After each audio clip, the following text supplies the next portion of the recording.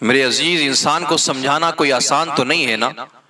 انسان اکثر اسی چیز کو تسلیم کرتا ہے، اسی چیز کو مانتا ہے جو اس کی عقل اس سے کہتی ہے، اور اگر اسی عقل پر ایمان کا قبضہ ہو جائے نا تو پھر انسان راہ ہدایت پا جاتا ہے، انسان سیدھا راستہ پا جاتا ہے۔ لیکن اگر یہی عقل آزاد ہو تو پھر یہی عقل، آزاد عقل، انسان کو نمرود، فرعون، شداد اور یزید بنا دیتی ہے۔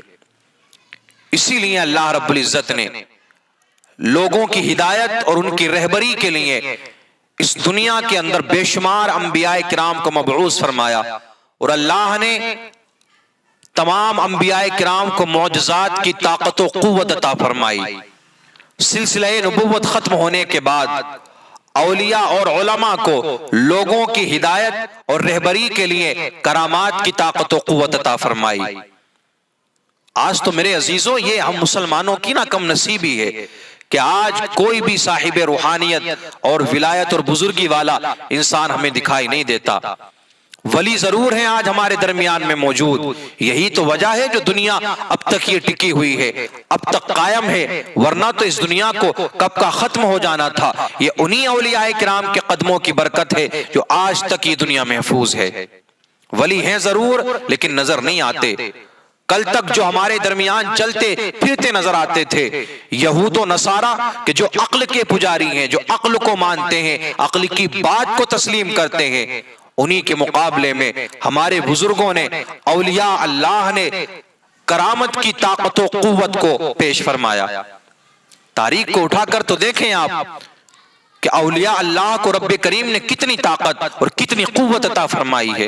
حضرت سلیمان علیہ السلام کی امت کے ولی حضرت آصف رضی اللہ تعالی عنہ کہ آپ نے پلک جھپکتے ہی ہزاروں ٹن کا وزنی تخت بلقیس حضرت سلیمان کے دربار میں لا کر کے رکھ دیا تھا۔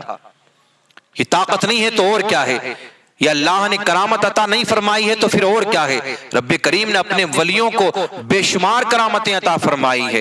حضرت عمر فاروق اعظم رضی اللہ تعالیٰ عنہ مسجد نبوی میں خطبہ دے رہے ہیں اور سینکڑوں میل دور ملک شام میں آپ اسلام کے بہادروں کو دیکھ لیتے ہیں، اسلامی فوج کو دیکھ لیتے ہیں، اور بیچ خطبے میں ارشاد فرماتے ہیں یا ساریۃ الجبل، اے ساریہ پہاڑ کی طرف دیکھو۔ اسی طرح ہم قادریوں کی قبر کا اجالا محبوب سبحانی قطب ربانی حضور سیدنا شیخ عبد القادر جیلانی رضی اللہ تعالیٰ عنہ کو اللہ نے کتنی طاقت و قوت عطا فرمائی کہ آپ نے مردوں کو زندہ فرمایا، اور ہزاروں عیسائی آپ کی اس کرامت کو دیکھ کر اسلام میں داخل ہو گئے۔ پھر سلطان الہند عطائے رسول حضرت سیدنا خواجہ غریب نواز معین الدین چشتی اجمیری رحمت اللہ تعالیٰ علیہ کی بھی تو کیا شان ہے، آپ کی بھی تو پھر کیا شان ہے۔ اللہ نے آپ کو کیا مقام عطا فرمایا ہے کہ ایک چھوٹے سے پیالے میں اتنے بڑے تالاب کا پانی آپ کے حکم سے، وہ سارے تالاب کا پانی، وہ سارے اجمیر کے کنووں کا پانی اس چھوٹے سے پیالے میں آ جاتا ہے۔ آپ نے رام دیو مہنت کے سارے جادوؤں کو بیکار کر دیا، اس کو جادو سے خالی کر کے اس کو بے ہوش کر دیا۔ جوگی جے پال جو اپنے آپ کو بڑا جادوگر سمجھتا تھا، اپنے آپ کو بہت بڑا جادوگر سمجھتا تھا، اپنی لکڑی کے کھڑاؤں کو آپ نے حکم دیا تو وہ اس کو پیٹ پیٹ کر زمین پر گرا دیتی ہیں۔ تمام جادو بیکار ہوتا ہوا نظر آتا ہے۔ تو اندازہ تو ہم نہیں لگا سکتے نا اولیاء کرام کو اللہ رب العزت نے کیا طاقت و قوت عطا فرمائی ہے۔ بے شمار کرامتیں سلطان الہند عطائے رسول حضرت سیدنا خواجہ غریب نواز معین الدین چشتی اجمیری رحمت اللہ تعالیٰ علیہ کی۔ ہند کے راجہ جو اجمیر تشریف لائے نا تو پھر راجہ پرتھوی راج آپ کا جانی دشمن بن چکا تھا۔ اس نے ایک مرتبہ ایسا کیا کہ ایک پاگل ہاتھی کو سیدنا خواجہ غریب نواز معین الدین چشتی اجمیری رحمت اللہ تعالیٰ علیہ کی طرف بھیج دیا۔ خواجہ غریب نواز نے جب اس کو آتے دیکھا، راجہ پرتھوی راج کا یہ مقصد تھا کہ یہ پاگل ہاتھی ہے ان کی طرف جائے گا اور ان کو اپنے پیروں سے مار ڈالے گا، لیکن اسے اندازہ نہیں تھا کہ اللہ نے اپنے ولیوں کو کیا طاقت عطا فرمائی ہے، رب کریم نے اپنے ولیوں کو کتنی قوت عطا فرمائی ہے۔ سیدنا خواجہ غریب نواز معین الدین چشتی اجمیری رحمت اللہ تعالی علیہ نے جب اپنی طرف اس ہاتھی کو آتے ہوئے دیکھا، اس کو اپنی طرف دوڑتے ہوئے دیکھا، آپ نے زمین سے ایک مشت مٹی کو اٹھایا اور اس پاگل ہاتھی کی طرف پھینکی تو اللہ کی قدرت سے وہ ہاتھی پتھر کا بن جاتا ہے، وہی کا وہی ٹھہر جاتا ہے۔ تو اللہ نے بے شمار طاقت و قوت عطا فرمائی ہے اپنے ولیوں کو۔ لوگ کہتے ہیں نا کہ کیوں جاتے ہو ولیوں کی بارگاہ میں، کیا ملتا ہے ولیوں کی بارگاہ میں جا کر کے، کیا حاصل ہوتا ہے؟ یہ تو اس سے پوچھو نا کہ جو عاشق اولیاء اللہ ہے، جو اولیاء اللہ سے پیار کرنے والا اور ولیوں کی محبت اپنے دل میں بسانے والا ہے، کہ رب کریم ان کو اپنے ولیوں کے صدقے میں کیا کیا عطا فرماتا ہے۔ حضرت امام اعظم ابو حنیفہ رضی اللہ تعالیٰ عنہ کے شاگرد رشید حضرت ابو یوسف رضی اللہ تعالیٰ عنہ، آپ کا مناظرہ طے ہوا نا انگریزوں سے، عیسائیوں سے، کہ آپ اپنے مذہب کو ثابت کرو، ہم اپنے مذہب کو ثابت کریں گے۔ سارے عیسائی، سارے انگریز دریائے دجلہ کے کنارے آ کر کے بیٹھ جاتے ہیں۔ انتظار ہو رہا ہے حضرت ابو یوسف رضی اللہ تعالیٰ عنہ کا۔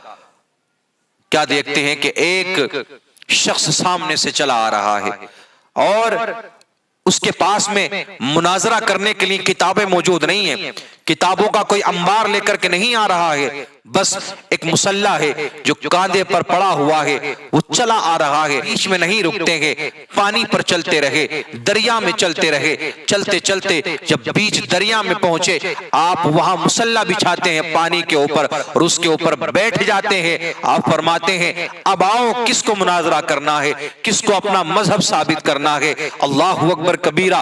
جب سارے لوگوں نے یہ منظر دیکھا، سارے انگریزوں نے، عیسائیوں نے اس منظر کو دیکھا، تو سب کہتے ہیں کہ اب ہمیں مناظرے کی ضرورت نہیں ہے، اب آپ وہاں سے یہاں آ جاؤ، ہم تو وہاں نہیں آ سکتے۔ اس نبی کا کلمہ تم پڑھتے ہو، اس نبی کا کلمہ ہمیں پڑھاؤ اور اسلام کے اندر داخل کر لو۔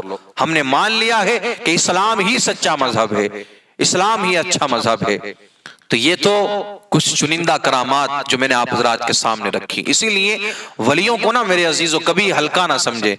لوگ کچھ سے کچھ اپنی زبانوں سے بک دیا کرتے ہیں، جاہل قسم کے لوگ اپنی زبانوں سے کچھ بھی کہہ دیا کرتے ہیں، لیکن وہ نہیں جانتے ہیں کہ یہ اللہ کے کتنے محبوب بندے ہیں، اللہ کے کتنے برگزیدہ بندے ہیں، اللہ کی بارگاہ میں ان کا کیا مقام ہے، اللہ رب العزت ان سے کتنا پیار فرماتا ہے، کتنی محبت فرماتا ہے۔ جو ان کے بارے میں برا کہتا ہے، جو اولیاء کرام کو برا کہتا ہے، وہ یہ یاد رکھے کہ وہ اس دنیا میں خوش نہیں رہ پائے گا، وہ یہ نہ سمجھے کہ آخرت میں اس سے کوئی سوال نہیں ہوگا۔ نہیں نہیں میرے عزیز، جو اولیاء اللہ سے ناراضگی پیدا کرتا ہے، اولیاء اللہ کو برا کہتا ہے، اللہ رب العزت اس سے جنگ کا اعلان کرتا ہے۔